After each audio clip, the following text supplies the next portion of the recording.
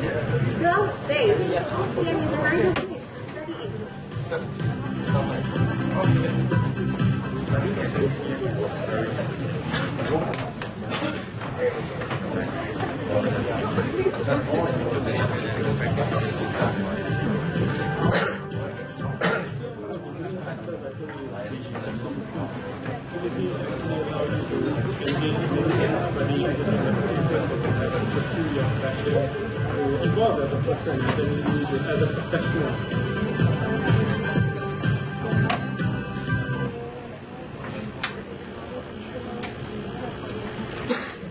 Participants are requested to be in the hall while waiting for the honored guests.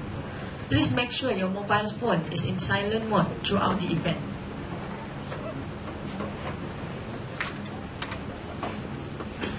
Announcing the arrival of Yang Berbahagia Dato Haji Baharin bin Dato Abdul Hamid, Director General of Marine Department Malaysia, accompanied by Yang Berusaha Profesor Dr. Adi Maimun bin Abdul Malik, Chairman of MARTEC 2018. Yang Berusaha Profesor Engineer Dr. Abdul Saman bin Abdul Kadir, Director of Marine Teknologi Center, Universiti Teknologi Malaysia. Keynote speakers, Professor Dr. Alan McGee, Chief Executive Officer of RINA, Mr. Trevor Beckley. Our sponsors and our honored guests, ladies and gentlemen, please stand up to welcome our guests.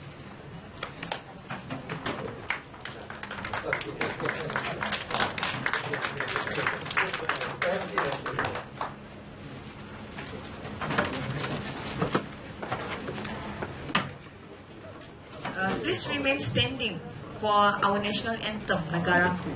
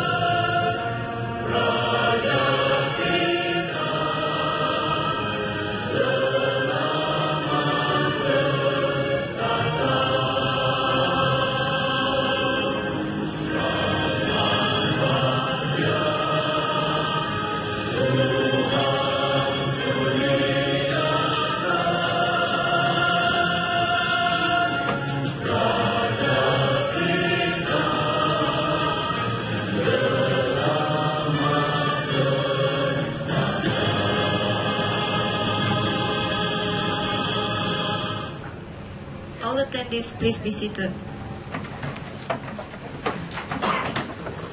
Yang Berbahagia Dato Haji Baharin bin Dato Abdul Hamid, Director General of Marine Department Malaysia. Yang Berusaha Profesor Dr. Adi Maimun bin Abdul Malik, Chairman of MARTEC 2018. Yang Berusaha Profesor Engineer Dr. Abdul Saman bin Abdul Kadir, Director of Marine Technology Center, Universiti Teknologi Malaysia. Yang Berusaha Profesor Umar bin Yaakob, Chairman of Professors Council of Universiti Teknologi Malaysia. Speakers and sponsors, distinguished participants of MARTEC 2018. Ladies and gentlemen, a very warm welcome to Universiti Teknologi Malaysia, Kuala Lumpur. Praise be to God, we are able together to share knowledge and opportunity in this prestigious event. We, Universiti Teknologi Malaysia, is glad to be the host for the 11th International Conference on Marine Technology, MARTEC 2018. It is an honor for us to be having to serve hospitality to every participant. Now, we call upon Mr. Rajali to recite the doa.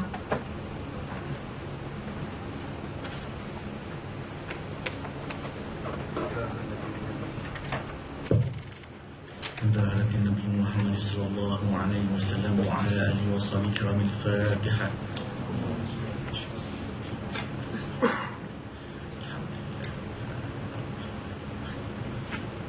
إياك نعبد وإياك نستعين صراط الذين أنعمت عليهم غير المغضوب عليهم. بسم الله الرحمن الرحيم. الحمد لله رب العالمين والصلاة والسلام على أشرف الأنبياء والمرسلين سيدنا ومولانا محمد وعلى آله وصحبه أجمعين.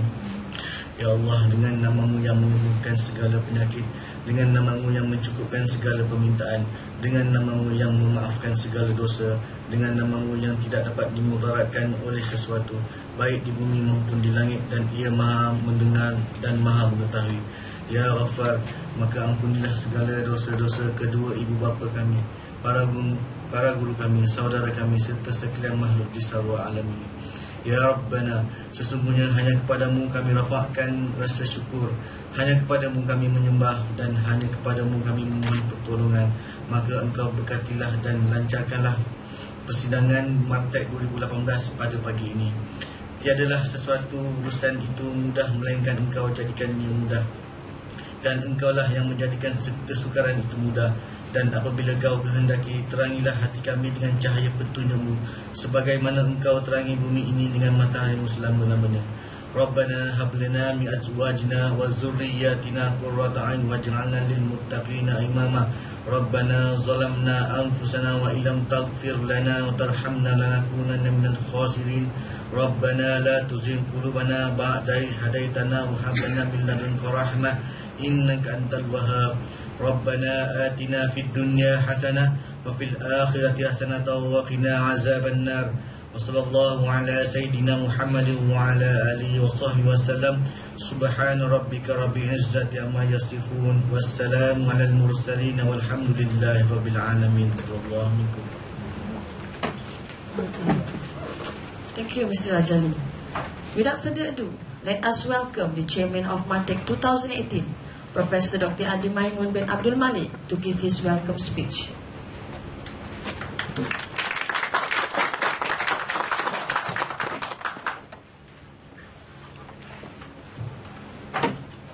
Bismillahirrahmanirrahim. Alhamdulillahirabbil alamin. Wassalatu wassalamu ala asyrafil anbiya'i wal mursalin wa ala alihi washabbihi ajma'in. Assalamualaikum warahmatullahi wabarakatuh. And also a very good morning and warm greetings to everyone. Yang berbahagia Dato Haji Baharin dan Dato Abdul Hamid, Director General of Marine Department, yang berusaha Profesor Engineer Dr. Abdul Samad Abdul Kadir, Director for Marine Teknologi UTM, yang berusaha Profesor Dr. Omar bin Yaakob, Chairman Council of Professors Universiti Teknologi Malaysia. Our honourable speakers, firstly Professor Dr. Alan McGee from National University of Singapore, and Mr. Trevor Blakely, all the way from UK. He's the CEO of Royal Institution of Naval Architecture. Representatives of conference sponsors, International Advisory Committee members of MARTEC 2018, distinguished guests, eminent speakers, and participants of MARTEC 2018.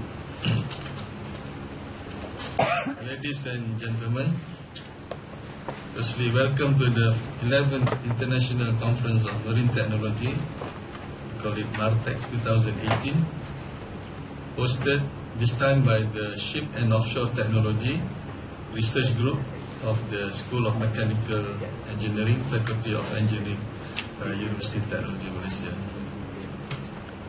Actually, the first MARTEC conference was held way back in 1998. It was at ITS, Surabaya, Indonesia. And then we have a biennial conference every 2 years. At ITS, we held for 2000, 2002, 2014. At UTM, we had it previously at 2004. Now it's the second time we have this MARTEC in Malaysia. In 2006 was UNHAS, UI, Saudara, 2008, remember? UMT, 2012.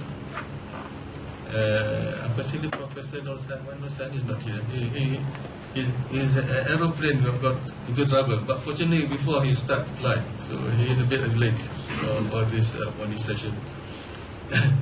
And of course from Buet, Dr. Rafiqul is our strongman from Buet. He had the last MARTEC was 2016, yeah? And before that it was in 2010. Yeah? So he was kind enough to give you 2 times. Now we are even. We are now two times as well. So now 11 of MARTEC 2018 is here again in UTM with the theme this time, ensuring sustainability in marine industry. Because we are always worried about sustainability in all everything. Yeah? Not only for the environment, but also for the costing, yeah? Money. We must make sure that we have enough money to sustain ourselves. So this conference is about that mainly, but of course we take other topics as well. So the conference have a very broad area, aspects of the maritime activity, and it covers disciplines like naval architecture, marine engineering and science, offshore coastal engineering, mechanical engineering, marine transport and management, marine education, and so on. Yeah? And the aims of the conference is mainly, firstly, to encourage better cooperation between academic institutions and industry. So today, our conference is more specialized. Most of the people here are from the academic institution and also from the industry.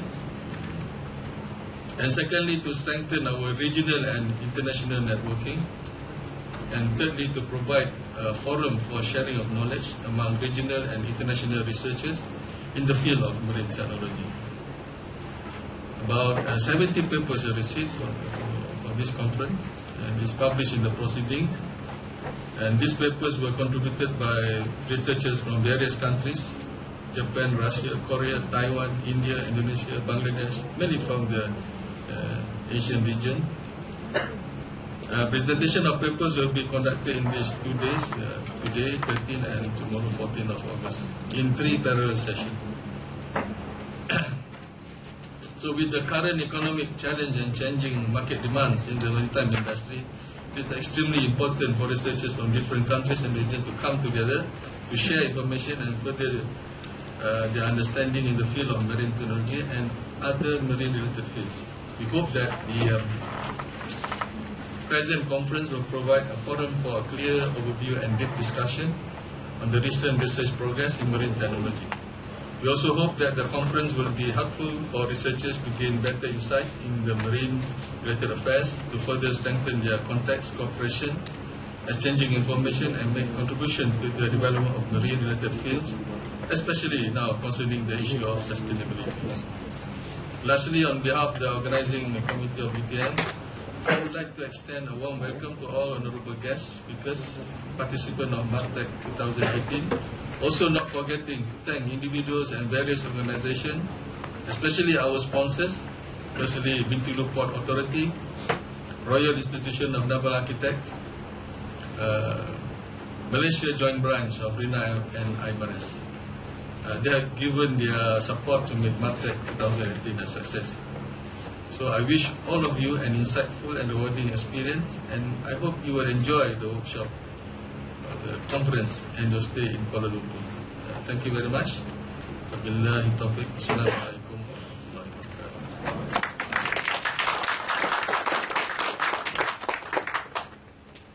Thank you, Professor Dr. Adi, for the welcome speech. Now, let us welcome the Director General of Marine Department Malaysia, Yang Berbahagia, Dato Haji Baharin bin Dato Abdul Hamid, to give his speech and to officially launch MARTEC 2018 conference.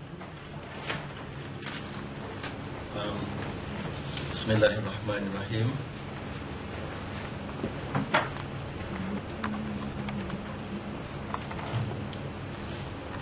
Yang berusaha, Profesor Insinyur Dr.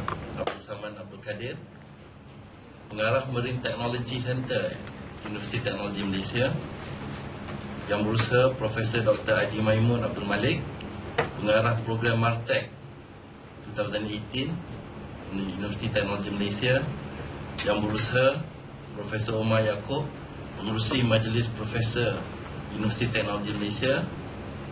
Yang berusaha Encik Fuad Naimun, Pengurus Kanan Merin Lembaga Pelabuhan Johor. Distinguished guests, ladies and gentlemen, Assalamualaikum warahmatullahi wabarakatuh. Salam sejahtera and a very good morning to all. It is a pleasure to be with all of you here today to celebrate the opening of the 11th edition of the International Conference on Marine Technology here in Universiti Teknologi Malaysia, Kuala Lumpur. An event such as this, where brilliant minds gather, is a testament of continuous effort towards the betterment of humanity through greater cooperation and understanding. Recalling on previous conferences, I believe this is the 11th edition of this conference, MARTEC is known to provide an excellent platform between regional academics and marine industries in facilitating free flow of the exchange in ideas, experiences, and research works, in addition to networking opportunities. Glancing through the list of presentations in these 2 days revealed the wealth of knowledge in terms of marine technology and maritime activity that are offered here. Presentations such as ocean renewable energy and reliability and safety fits perfectly with today's MARTEC theme, that is, ensuring sustainability in the marine industry. Distinguished guests, ladies and gentlemen, more than 2/3 of our planet is covered with water. The seas and oceans for millennia had provided us bountiful resources, means to transport our goods and global food security. With the real and present danger of climate change, the importance of marine environment can't be understated, as it serves as a greenhouse gases regulator. Developed and developing nations, coastal and inland communities would all be affected. We are all stakeholders, and there are no bystanders. A threat towards the health and well-being of our marine environment is a threat towards our very existence. Academicians, as well as industry players and regulators, have a sacred duty in ensuring that advancement in marine technology and its application are not only economically viable, but also environmentally sustainable.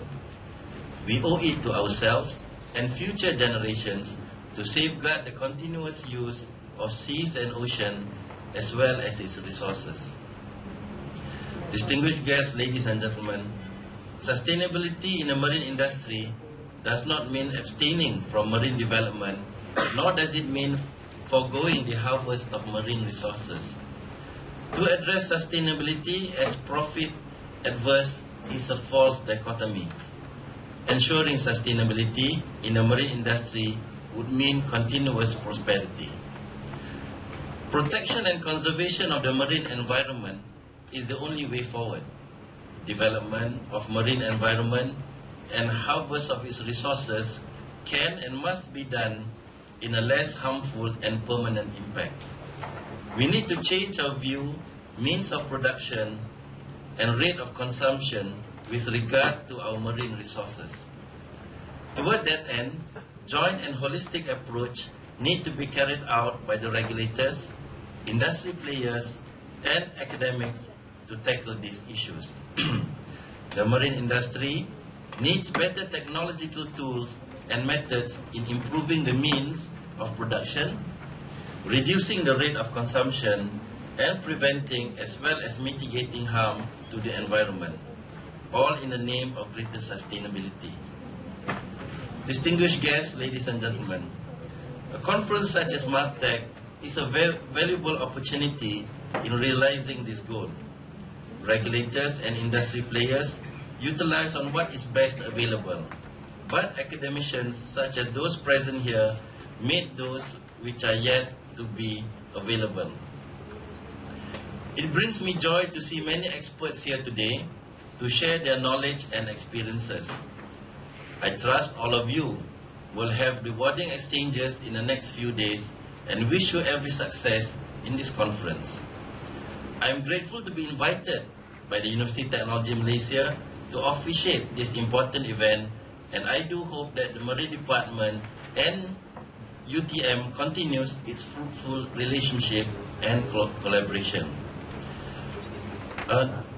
Distinguished guests, ladies and gentlemen, I would just like to add, in terms of the ensuring sustainability in the marine industry, how important it is for us to gather, to exchange views, and to deliberate on these issues which are of extreme importance to us. Just last week, the marine industry, or the maritime industry in Malaysia, we celebrated our World Maritime Week for 2018. And one of the key themes of the celebration is how we are to ensure sustainability in the marine industry, especially now when global issues such as climate change, the global sulfur cap in 2020 will take place. And we in Malaysia, especially the Marine Department, we view this as a very serious concern, and that needs to be addressed, okay, so that we can move our marine industry forward in terms of ensuring the marine environment is always kept protected, and that we do not danger the marine environment in Malaysia. As it is now, we hope that through conferences such as this, that we can discuss and we can talk about issues such as in IMO we have the Ballast Water Convention, which has been already ratified and enforced throughout the world, and also on technology which can be used, okay, to reduce the effects of climate change. Since Malaysia herself has already committed to the commitments in the Paris Agreement, that we in Malaysia need to reduce our greenhouse gas emission by at least 30%. Okay, if I'm not mistaken, by the year 2030. So I hope with the gathering of those professionals in the marine industry, okay, that we can come up with measures, and what is important is technology, okay, which we can use as our own homegrown Malaysian technology, okay, to give solutions towards how we can reduce climate change. I think Professor Omar is very involved in this, and we hope that through this we can have those solutions which can benefit our own marine industry. This is one of the challenges which I see affecting our marine industry now. The whole world has come up with measures, but they affect, like what Professor Adi Maimun mentioned, the sustainability in terms of the economics of the cost. Whether we can afford to have all the solutions which have been given to us by the international maritime community. So again, I hope that this would be a good forum for useful deliberations, and probably we could come up with those technological solutions which could then benefit our industry. So with that, I wish you all a very good 2 days of conference, and I hope that we have very good deliberations as well as networking within these 2 days. So with that, I wish to thank all of you. Wabillahi taufiq wal hidayah. Wassalamualaikum warahmatullahi wabarakatuh, and salam sejahtera, and a very good morning and a very good conference for all of you. Thank you very much. Thank you Yang Berbahagia Dato for your inspiring speech.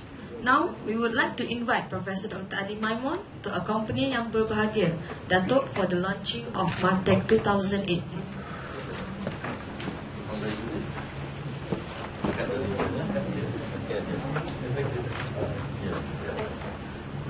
Okay. Explain the cameras, yeah?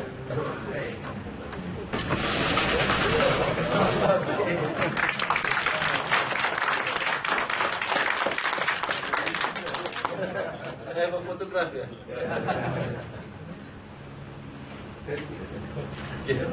Okay.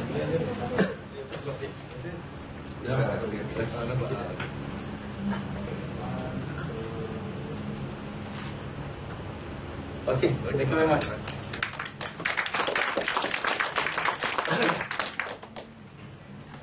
Next, the program will be continued by the Momenta Award session. We welcome Yang Berbahagia Dato to give the appreciation reward to the sponsoring parties. Inviting the representative of the sponsoring company to come on stage to receive the souvenir. Gold sponsors, Johor Port.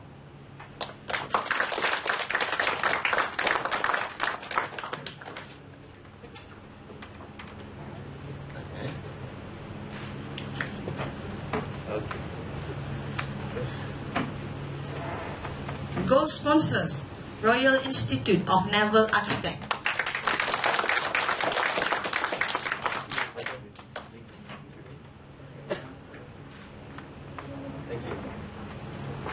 Thank you, Yang Berbahagia Dato and Professor Dr. Adi.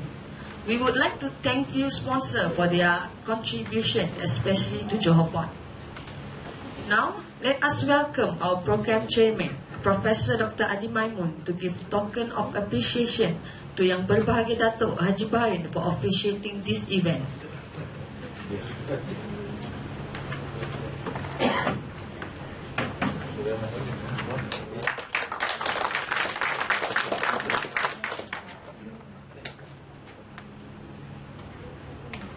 Thank you, Professor Dr. Adi. The next session will be a keynote speech from our speaker, Professor Dr. Ellen McGee. I would like to invite Dr. Kang Hoi Siang to introduce the keynote speaker.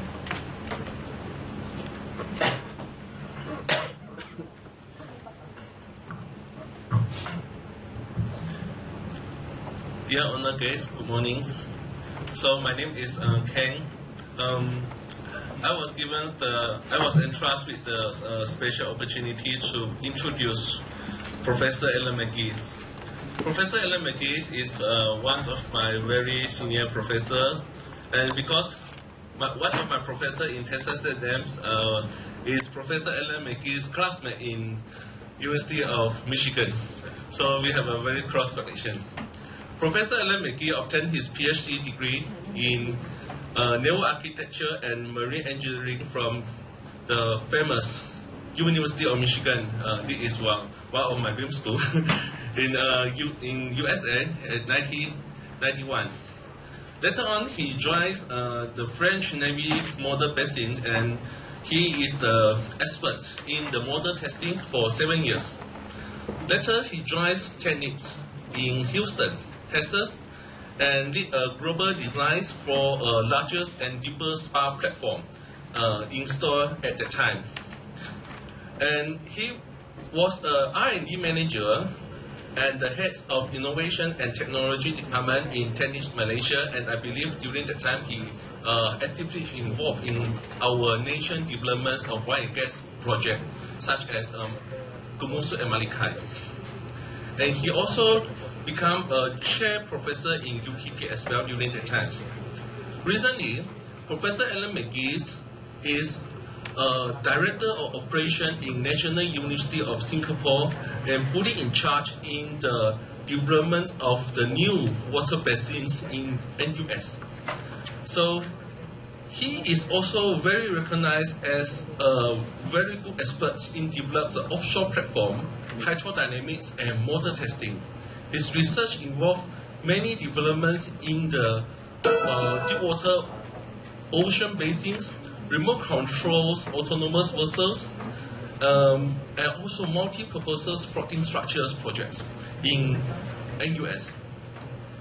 He is a SNAMI subcommittee chair for the OTC Asia Conference, topic organizers amongst the OMAE conference, and also he is a fellow of Institution of Engineer of Singapore. In fact, his resume is too long for me to to announce. So I just leave the time to Professor Alan McGee for his outstanding presentation. Thank you.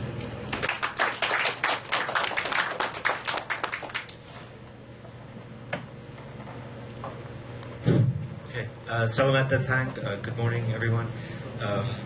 As you heard, I used to work in Malaysia, and I moved to Singapore about 4 years ago. So I'm a professor in NUS, but the project that I've been working on is New Ocean Basin, which is very relevant to the topic of sustainability. We think that in order to develop the next generation of offshore and marine systems, we need to build in a lot more intelligence, a lot more sophistication.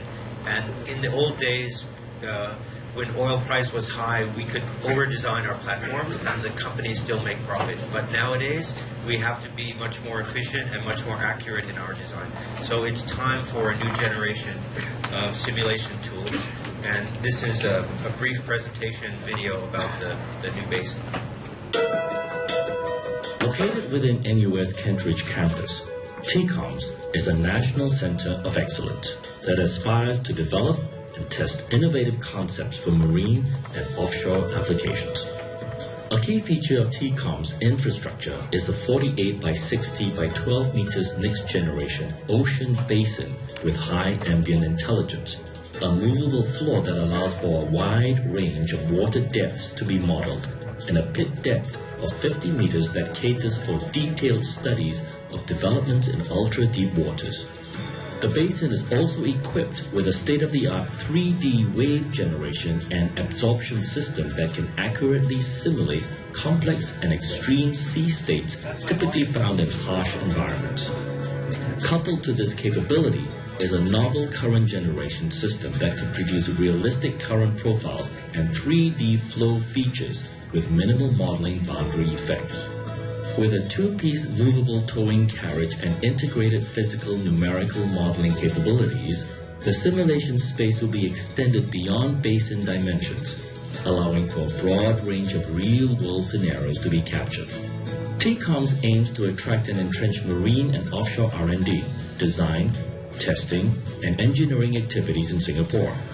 It will work closely with strategic global partners, including industry and research institutions, to develop future systems that are safe, reliable, and sustainable for mankind. Okay. So as the video mentioned, it's a national lab, so it's free for everyone to come and use. So please join us. And if the building will be ready by the end of this year, and then the wave and current generation systems will be installed the first half next year. So roughly 1 year from now, we should be operational. So that's about a 5-year cycle to get here. Okay. Today I'm going to also talk about a topic which is related to sustainability in the Singapore context. One of the things, so here's a brief outline. I will focus on the hydrodynamic aspects of this project, which has to do with a floating hydrocarbon storage facility. So if you're familiar with Singapore, you know that it's a very crowded place. All the land is used or designated for something. So land is very valuable. And how to grow the economy if the space is limited, what can we do? So one idea is, can we put something in the sea which is normally on land and free up some of that valuable land for other uses? So one thing to look at is actually, you're familiar with tank farms. So here we have some big tanks, and they have to have a big space in between them in case there's a fire, so the fire doesn't spread. So the idea of this project is to build a floating hydrocarbon storage facility. Okay, it's kind of what we call a very large floating structure, which means it's too big to build in one piece. So it has to be made up of modules. And then how do you connect the modules together, and how do you make sure that it's going to behave properly in the sea? So that's kind of the challenge. The advantage that we have is the competition is land reclamation, which is very environmentally not friendly. and has basically reached its limits. When you have to go out to deep water, it becomes very expensive. So the floating structure, the advantage, if you don't like it, you can take it away, you can move it someplace else.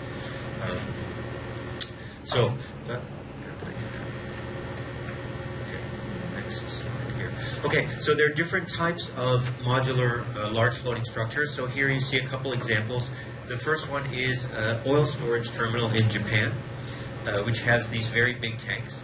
And the second is actually a floating bridge in Norway. Because the fjords are so deep, you cannot put a bottom-mounted structure all the way down to the rock.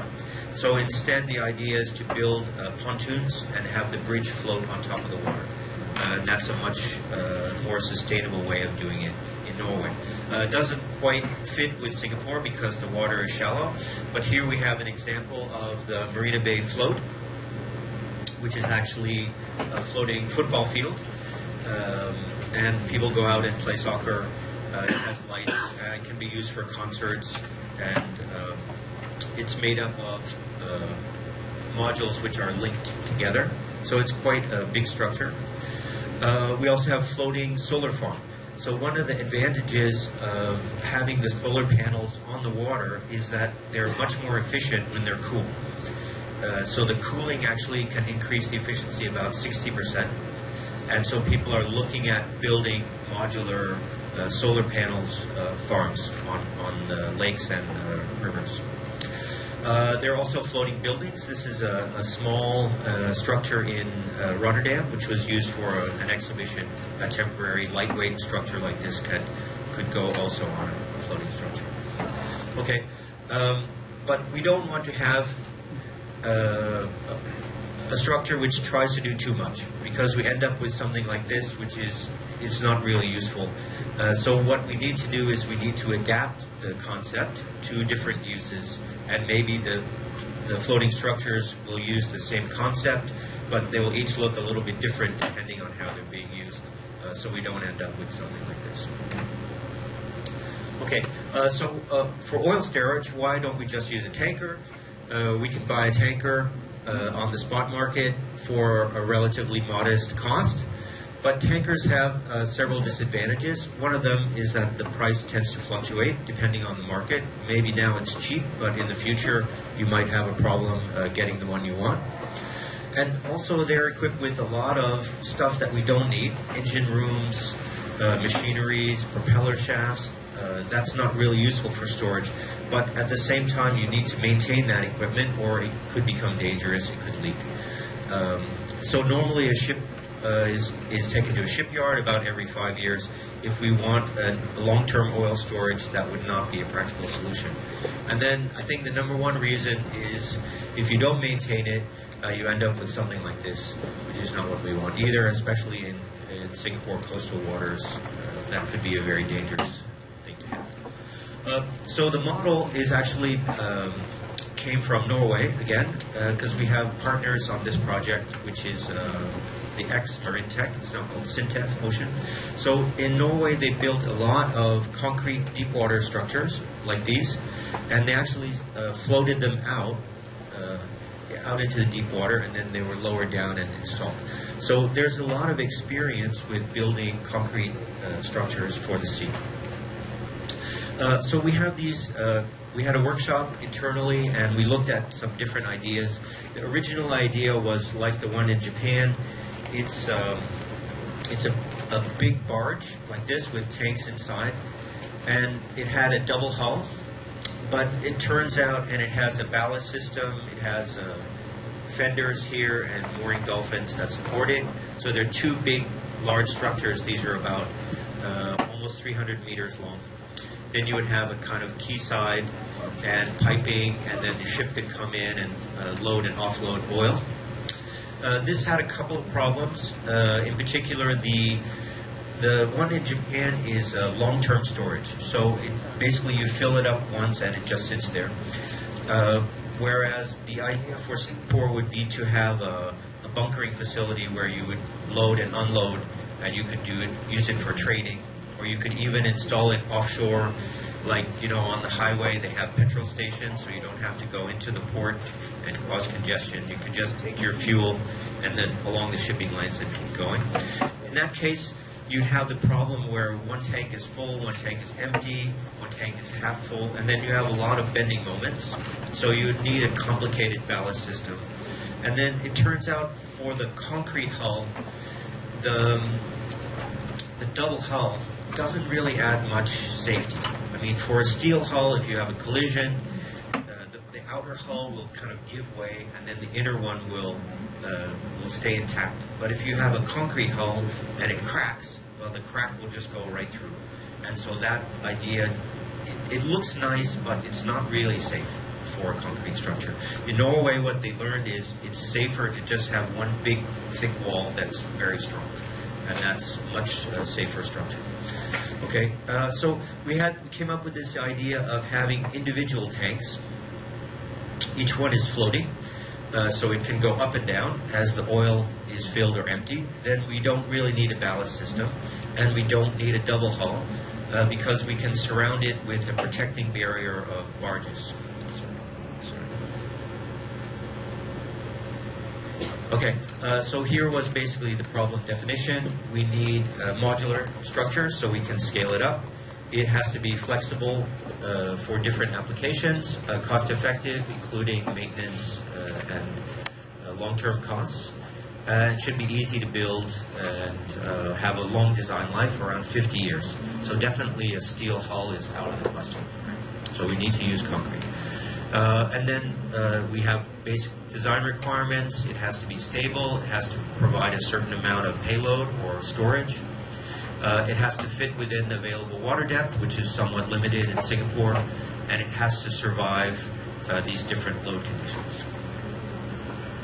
Okay, so the key driving idea was not to repeat the Japanese system where you had so you could have oil here and an empty tank next to it. Then this structure, this wall, would need to resist quite a big hydrostatic load.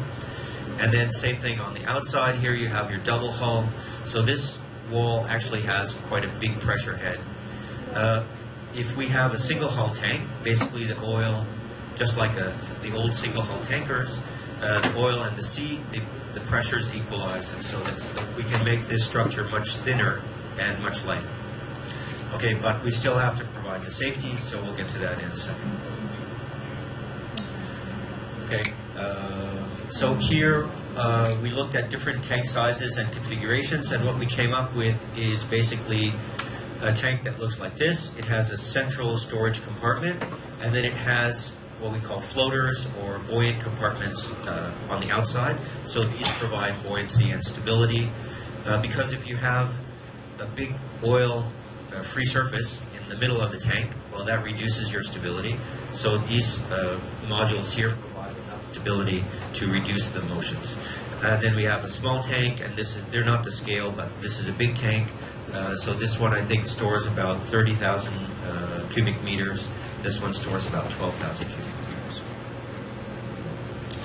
Okay, and then we can put them together in a grid.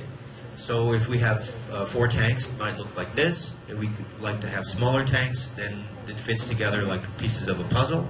So we can build it modularly, and we can add modules as we go on. And then if we want even special chemical storage or something smaller, we put on modules like that. Okay. In order to make all that work, we have to solve several challenges, and these are listed here. So first one, stability, then the global motions, and then I mentioned sloshing, or mooring design, and then the big one turns out to be multi-body interactions, and we happen to have one of the leading experts here with us, Professor Rafikal from WET, who can agree that this is a big challenge when we get to a large number of floating bodies. Not just 2 now, but we have many floating bodies. Okay, and then I'll explain about the model tests that were done both in NUS and in CINTIF. Okay, so stability basically comes down to the tank diameter over the height. And so we did some parametric studies, and we came up with a system that would give us something less than about 1 degree tilt in a static load. for different filling levels. And so that's a pretty straightforward solution. We sized the floaters on the outside to make sure that it was stable. So that's not a particularly difficult problem. Okay, now this slide you're probably familiar with. When we talk about offshore platforms, what we want to do is avoid the first order wave energy in the sea. So if we're out in a big storm environment like Gulf of Mexico where we have big cyclones, then the peak intensity is around 14 seconds, so the waves are quite long. So then we can have a semi, or we can have a spar, which have long natural periods. We can have a tension-like platform, which is very stiff and rigid and has a short natural period. Either way, we can avoid the wave intensity. If we have a barge or an FPSO, well, this is not really suitable for harsh environment because its natural period, here's the RAO, or the transfer function of motion versus wave, and it's kind of right in the middle of the wave energy, so this guy will not behave very well in big storms. But fortunately in Singapore, we don't have such long waves because it's a coastal environment, so this is a big advantage that we can use a kind of shallow draft structure, and it will work okay because there's not much wave energy around those natural periods. Okay, but we do have to deal with shallow water. This changes the kinematics of the waves and also the currents. And if we look at the bottom effect, this is the heave RAO, for example. The advantage actually comes in shallow water because we pick up more added mass. The natural period in heave gets longer and it moves further away from the waves. So this is actually to our advantage to be working in shallow water. Okay.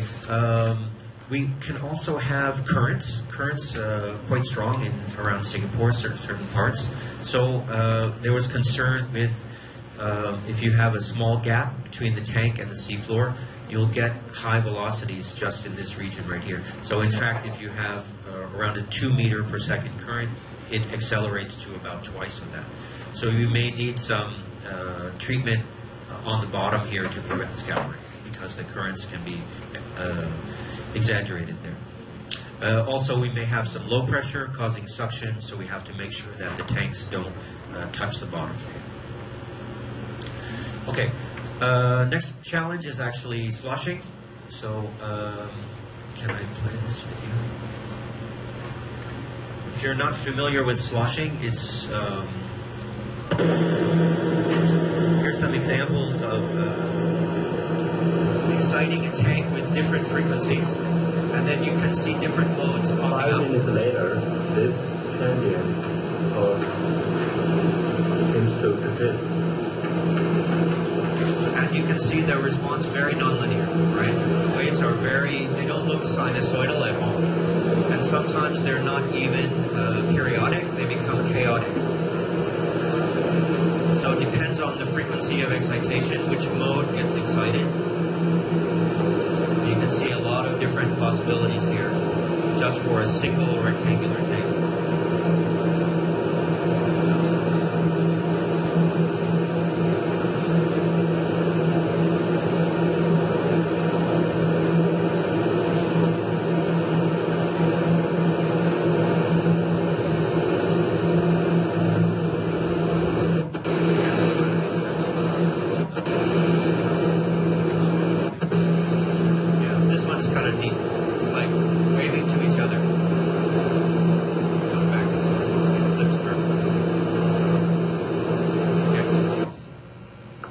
So how do we deal with sloshing in our global motions? In the time domain, when we want to solve the equation of motion, we have to account for the previous history of the motion. So normally we develop what's called a retardation function, which, as this example shows, it decays pretty fast, and you can cut it off after that. In the case when you have sloshing, you basically have a singularity at certain frequencies, and then it dies off very, very slowly. Well, actually, it doesn't ever die off if you have potential flow because there's no radiation. It's confined to the internal free surface, and you can't really solve it properly. But what you get is this very highly oscillatory and very long So this goes on for 1,000 seconds, whereas this one dies off after about 25 or 30 seconds. So this is a much harder problem to solve in time domain. Fortunately, frequency domain, the motions actually remain bounded. And what happens, so here's an empty tank. This is the roll motion, so it peaks at the natural period. When you have a case, you actually split this peak in two. So again, this might be an advantage if our wave frequency was somewhere right around here. Then we could use the sloshing to our advantage to reduce the motions. But basically, this problem can be solved in the frequency domain much easier than in the time domain. So we're looking into hybrid methods where we solve the first order motions in frequency domain, which we can do for a large number of bodies, and then we Fourier transform that into time domain, and we solve the low frequency or second order motions coupled with the first order motions as a forcing. It's an approximate method, but it seems to work quite well in a lot of different cases, and so we're trying to develop that further. We have been working with Syntef or MARTEC on this. They have a software called CIMO, which is for time domain simulations. Okay, next thing is we have fenders. The fender provides a kind of spring into the system. This can be good or bad, depends how the natural period is affected, and it not only affects the sway of the body, but it also affects the roll. And here you have a typical system where you have a gap, and this gap develops when the motion is larger than the diameter of the fender. And we didn't really like the behavior of the tank with these fenders, and I'll show you why a little bit later. But basically it comes down to choosing the right fender stiffness and the right location to apply the force. So we can either make the motion worse or make it better. So by the right choice, hopefully we've solved this problem. What is the right stiffness? Keep the natural period away from the waves and not increase the roll motion. Okay, now the real big challenge here is multi-body interactions. As I said, we have a number of floating bodies, and what happens is they communicate with each other. So in Hydrostar, you can solve this problem with, for example, 4 tanks, and then this shows the RAO of the wave elevation in the gap. This point happens to be at the center of the 4 tanks. And you can see that there is a big amplification up to about 4 times. So if you have 1 meter incident wave, then the wave in the gap may reach 4 meters. Well, that's based on potential flow. We don't actually know what is the effect of viscosity because it can't be accounted for directly in Hydrostar. We have to come up with a different way to bring in the viscosity, either through model test or CFD, in order to pick that damping. So then we see a lot of peaks here, and we don't really know, is it a big problem or is it a small problem? Turns out it's a pretty significant problem, and we have to do a little more work on that for the future.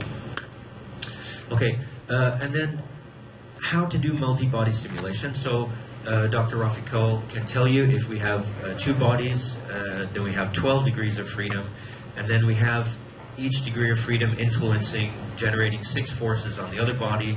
So we have a 12 by 12 matrix, and if each one of the terms looks like this, it looks very, very difficult to solve this problem. For 2 bodies, 3 bodies, possible. Up to 6 bodies, we can do it. It starts to become very, very slow. But what if we have 20, or what if we have 30? Then we need some way to make an approximation which will reduce the number of degrees of freedom and still give us more or less accurate solutions. So here's an example, wave current interactions. The point here being the wave frequencies, they really don't depend on the mooring system, on the current, on the damping, none of those things. It's inertia driven, it's added mass and forcing. And so we can kind of separate this part, solve it in a linear sense. The low frequency part, it varies a lot, right? Depends on the current, depends on the shallow water effects, all these kinds of things. That one is fairly simple because we can use a constant added mass. And then we just have spring mass damper systems, which, just like a finite element problem, we can solve many, many degrees of freedom. So that's the approach that we've been working on. Just recall the potential theory. It looks like this. I think I don't have to spend too much time on this because you're all familiar with the basic problem. The point being how to do these convolution integrals here. This is just the case with two bodies.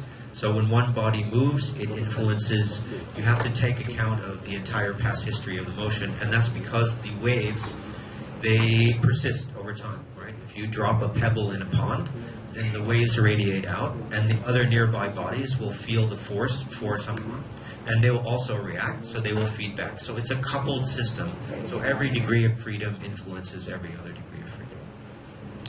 Okay, so here's a simplified case, just to tune up our numerical method. We have 4 barges here, which are rigidly connected, and 1 tank in between with some fenders. And what we do in our numerical method is we add some artificial damping in this zone to dampen out that singularity caused by potential flow. What we get are a bunch of spikes. This is the added mass, this is surge, this is heave. And again, we're not really sure if we pick zero damping, we get quite big spikes. If we pick 0.05, they're reduced a lot. Sorry. And if we pick 0.1, they don't really matter. But we're not really sure until we do our experiments how much damping to put in there. Okay, the last -1 point was shielding. Okay, so as I mentioned, the current's quite strong. But if we took, like in the old days, just a conservative estimate, we sum the loads on every single tank and add them together, our mooring system will be very costly and very cumbersome. Actually, we know that there's shielding. So the second tank, it turns out, using our CFD models, we can show that it basically has half the drag. And then the next tank behind it actually has half of that, and then half of that, and half of that. So if you know your infinite series, basically the sum comes out to 2. So when we estimated for the model test, we calculated the load on 1 row of tanks, and then we said double. So that gave us 100 meganewtons, and in the model test we actually measured 92. So that was a pretty good guess. Experience sometimes, it's better to be lucky than good, you know. So that worked out well, and this is a load that the mooring system, based on mooring dolphins and multiple piles, we can handle this load. Okay, so on to the model test. The first set of tests we did in NUS. NUS has 2 small basins. This is a coastal basin. It's quite shallow. That's appropriate for this test because at the right scale, the water depth, I think, was about, see, it's 18 meters in full scale, and at 50 scale that gave us 35 cm, roughly a foot of water depth. So that's good for this shallow basin. We had a tank, a single tank, held by fenders and attached to the carriage in the middle of the tank. And then we have a multi-directional wave maker here and a beach over here. So these were some of the things that we looked at was trying to get a good configuration for the tank. And we looked at, in fact, this bottom edge piece here, which is a concrete slab. And it turns out this guy provides a lot of added mass and damping. It's kind of like a heave plate on a spar. So we borrowed that idea and we applied it to our tank, and that actually helped improve the motions quite a bit. I think there's a video. So this is a 100-year storm with different filling level. This is 100%. So 100-year wave in Singapore is 2 meters HS. That's like a nice day in the North Sea. So that's our advantage. But what you notice also is there's a little banging going around with these fenders. And we didn't really like that because sometimes it led to kind of unpredictable motions. And so at the end, we got rid of the fenders and we put in a soft mooring system, which works much better and behaves in a linear fashion.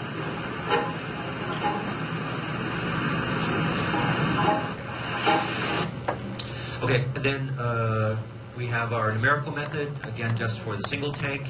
And we got some pretty good comparisons, both in regular waves and we did some focused white noise, what we call a wide-banded wave, where you just run one wave, and in a very short time you get the whole entire spectrum. That's good for this small tank because we avoid the reflections from the boundaries. So that worked out quite well. So, and we get pretty good comparison. There's a little difference here where the numerical method is actually predicting a dip. These are for the empty tank. And then the experiments actually probably there's some viscous exciting force that's not being correctly accounted for. This formula is quite interesting. It was from Bernard Moulin. So he theorized that the damping for a barge should look something like b to the fourth. And this actually works quite well. And so then you just need to find the proper drag coefficient.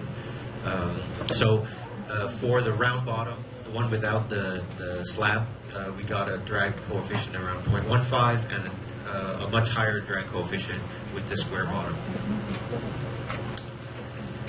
Okay. Then on to the sloshing. Sloshing, if you go back, you can see that this is a 20% filling level, which is one of the worst cases. It has quite some profound effect on the motions, especially surge and pitch coupling. Again, there's a little bit of discrepancy here, but more or less we're getting fairly good agreement between the red line, which is simulation, and the red dotted lines, which are the experiments. We a little bit over-predict this part, but that's okay for conservative analysis. And then the blue line and the blue dots, again, the numerical side is a little bit higher. It's okay to overestimate slightly in this case. So those are our first order motions for one single tank.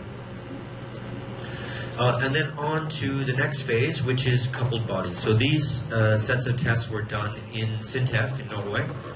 And the first, what we call phase 2, because NUS was phase 1, involved 2 tanks and a single square barge, and then these red boxes are mooring dolphins. So we were able to measure the loads and the motions of this thing. So this first video is with the tanks full in a 1-year storm. Oh, sorry, this is the empty tanks. Well, this one is interesting because a couple of things going on here. First, you see some run up here along the barge, and sometimes we get green water over the barge. The tanks were designed by naval architects. The barges were designed by the civil engineers, I have to say. So they underestimated, I think, the run-up. So that's one thing that we have to go back and correct. But again, it's a pretty easy problem to raise a bulwark about 1.20 meters on the side of the barge. So that will get rid of the green water. But something else that's interesting is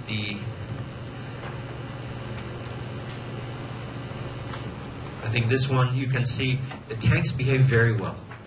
They're very stable, and this is no problem at all. So basically validates the concept that the floating single tank works quite well. The barge serves as a kind of breakwater. Oh, and then here we can see that there's no problem with touching the bottom.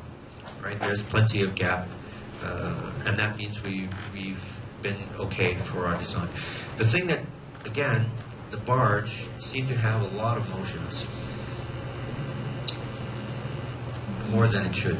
There's something else interesting, which is the waves are into the page, and you see the 2 tanks, they're kind of rolling out of phase. You see this kind of motion here. So that's due to the hydrodynamic interactions. We predicted that, but again, it's something when you see it, it kind of confirms what you were expecting. And so that's a good result that we didn't get any unexpected behavior from the system. So this guy is not the complete system, but it's complex enough to account for the interactions. And then I have a PhD student who's developing this numerical method, which will hopefully generalize to a large number of bodies later on. But this is a good test case, hard enough to have a challenge, but not so hard as to be impossible at the moment. Okay.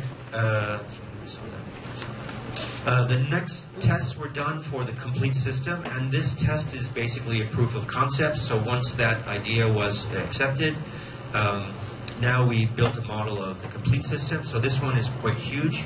It's a 45 scale, and the real thing is supposed to be 300 meters by 300 meters. So this model is actually 7 meters long, and it was one of the most complicated tests that they have done in SINTEF. So they were very glad to participate in this test. So here we have the barges, the large tanks, small tanks. We measured some connection loads here between the barges and motions of various components. And then we did 3 different wave headings. And then I'll just show you the video.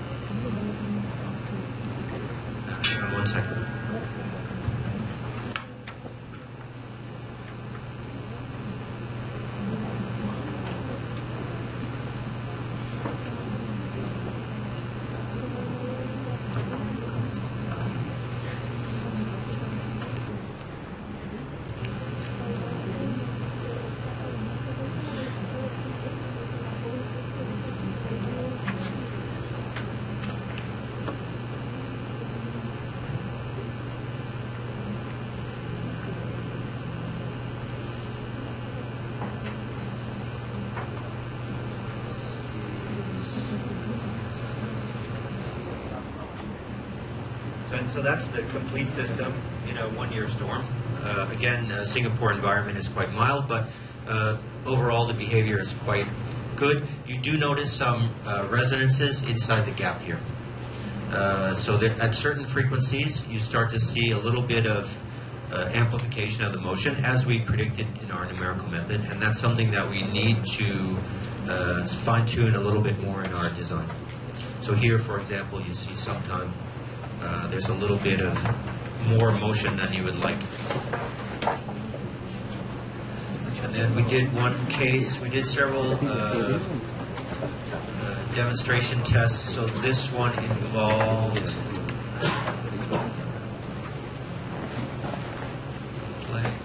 a theoretical case. You have to take one tank out for maintenance. So how will the system behave? And this is in a 100-year storm. So here you see quite a bit of overtopping, the water overtopping the tanks. Again, it's not a big problem, but something that maybe can be improved.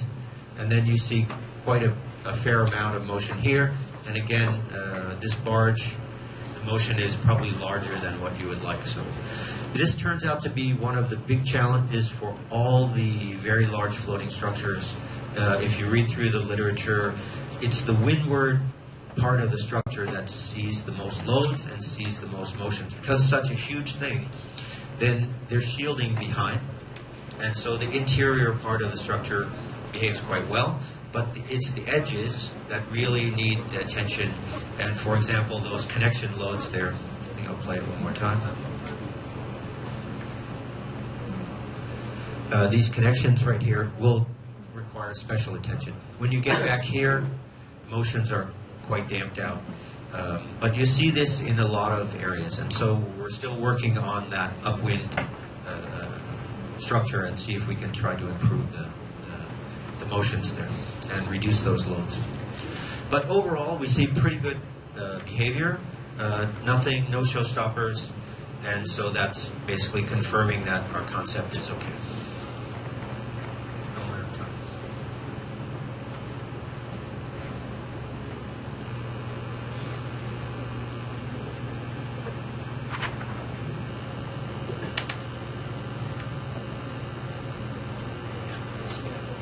Okay, so here are the gap resonances, and again, we're actually seeing quite some big amplification at certain frequencies. Unfortunately, this 6 seconds is right in our wave zone, and so we think that we need to adjust. You can change that frequency or that period by changing the draft and also the width of the gap. And I think it may also be some interactions with the mooring system. So if we can make the mooring a little bit softer, that will reduce some of that gap resonance. The important thing is it doesn't seem to affect the tank motions. They remain quite acceptable all the time. Okay, so that's conclusions. Model tests have been carried out for the floating hydrocarbon storage terminal, and we're still analyzing the results. We're able to predict motions for a small number of floating bodies, but not yet for that many. And then basically you can read the rest of these. Okay. So in the future, we expect to see more types of floating structures in the sea, especially in coastal crowded areas like Singapore, maybe Hong Kong, Japan. We can imagine having floating gardens, floating recreation areas. In Norway, they're talking about a submerged tunnel, which is suspended by buoyancy. We can have floating bridges, maybe all kinds of things can be floating in the sea. Chili crab restaurant, for example, the Singaporeans would like to see that. And then just to close, I think it's a statement that came from Jacques Cousteau. From birth, man carries the weight of gravity on his shoulders. He's bolted to earth, but man has only to sink beneath the surface and he is free. So I wish you all freedom.